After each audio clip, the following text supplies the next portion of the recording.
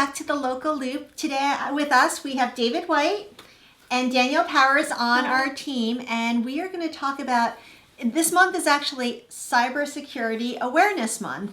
And it's kind of cool. David, this is the first time we have him on camera. Yep. He's usually behind the camera, and he used to work at the Apple Store, the Genius Bar. Right. And we're happy to have you aboard. And so he's a good person to talk about this. And Danielle Powers, first time behind the camera as well. She used to work at UBS Securities, and there's a lot of security awareness there as well. Yes, so indeed. we thought we'd just hit upon a few topics here, right? Yeah. Sure. Yeah. So I guess one of the topics we were talking about was passwords, right?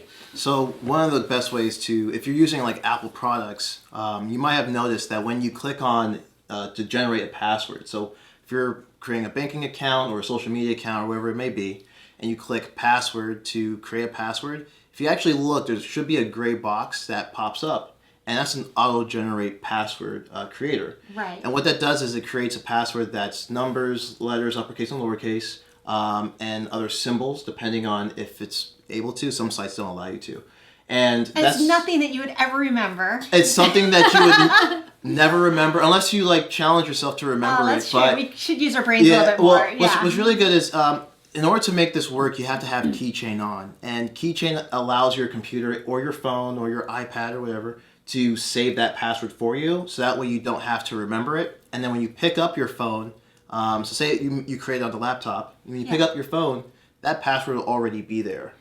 So you don't have to do anything. It's like you pick up your phone, and since you're logged in with the same Apple ID, from your computer to your laptop, let's say. Right. So, I understand now. That's and then it'll automatically generate it and say, so like my phone is an iPhone 10, right? So it has like the Face ID. Yeah. If yours has thumbprint, it'll ask you to put down your thumbprint. Obviously, Face ID will just scan your face really quick. And then Shannon on our team has a sister who looks almost like her, and she said that her sister unlocks her phone, which is incredible. Yeah. That's not good. I know.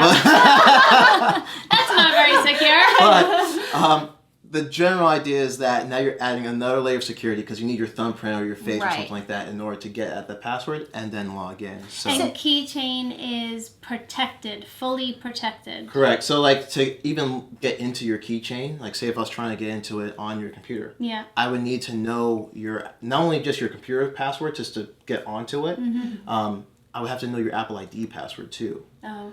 Right? So Apple ID password and your computer password, there's two layers there that have to get through in order to even see your keychain. Right. Okay. Yeah. Interesting. Super. Huh.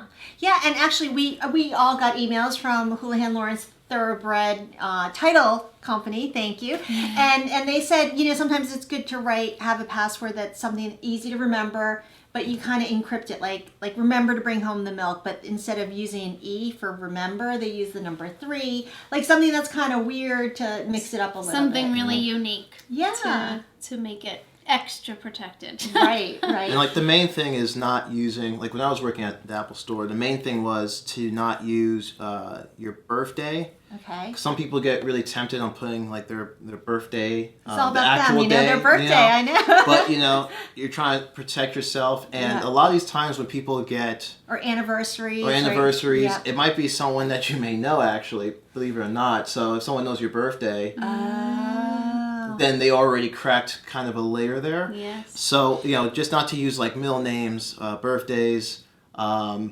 last names, anything to do with your name, right, and your birthday, because that information is pretty accessible. Yeah. Yes. And we're trying to make it harder and something that they can't guess easily. So right. Yeah. And something that Danielle and I have run across is when you're wiring money, right? Yes. It's a huge problem because you could get an email and they could say wire the money to this account for your contract, because people can hack into your email.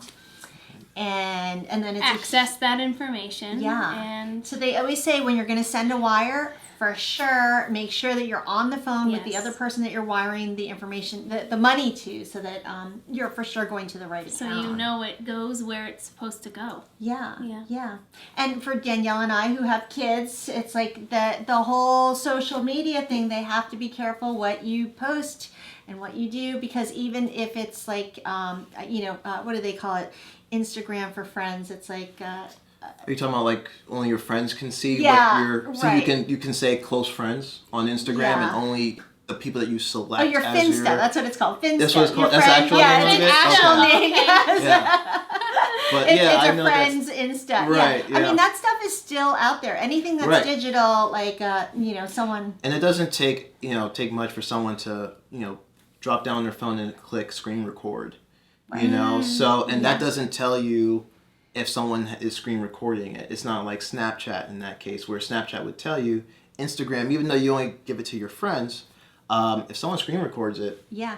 they can send it off to whoever they Wow. want to send it off to. That's so right. And any like digital forensic person can find any of this information. These days, right? yes. Because you worked at a big. It's I security worked at a bank. big Yeah. firm, and Yeah. they had cybersecurity protection across. Well, we were working on digital platforms and across digital platforms, and with that, you're more apt to have a major IT hacker threat. Yeah. And so at a There's big a firm lot of like personal that, information. absolutely, Yeah. client confidentiality was number one, and it is in our business. It now, is. It is. in So real estate. technology has helped us a lot, but it also there's unfortunately hackers out there Yeah. that. Mm-hmm. I mean, my mother is 91, and she constantly gets people that call her or like emails her, Yeah. and they're like, need money immediately, and she's always like, oh my God, that's my friend's name. And it's like, no, that's Yes. not really them, Right. like. Yeah. Yeah. If anyone's asking you to do something immediately, it's usually And that's usually the thing. A lot of times, you'll see those kind of, basically your friend's account or someone that you know personally or at least pretty well gets hacked, and then you get that email coming in asking you for money or asking something that's so urgent. right. I know I've gotten them, and even with all the security, because it's someone else's account that's hacked, and then I receive the email. Yeah. But the best thing, if when in doubt, just call them. Right. Text, call. Is this you? And usually they'll put something out saying that was not me, because that's what ended up happening. My friend put out like another email, and then went on his Instagram and said, if you got an email from me saying I needed, I think it was like $500 Yes. quickly, that was not me. Yeah. My account got Danielle, hacked. you In got fact, email. that happened Yeah. to me and you. Right. So someone hacked into my Your account. Yeah, or Right. pretended, Yeah. and they emailed everyone on the team Yeah. asking them to do something immediately. And you For you. were smart. You picked up the phone and you called me and said, "What is it that you need me to do?" And I was Yeah. like, "I don't know what you're talking about." Yeah. Come again. But Right, yes, yeah. someone hacked you. Yeah, I know. Yeah, So it happens. anyway, with that, be careful, Yes. be cyber secure, and we'll see you next See you time on the soon. Local Loop. See ya.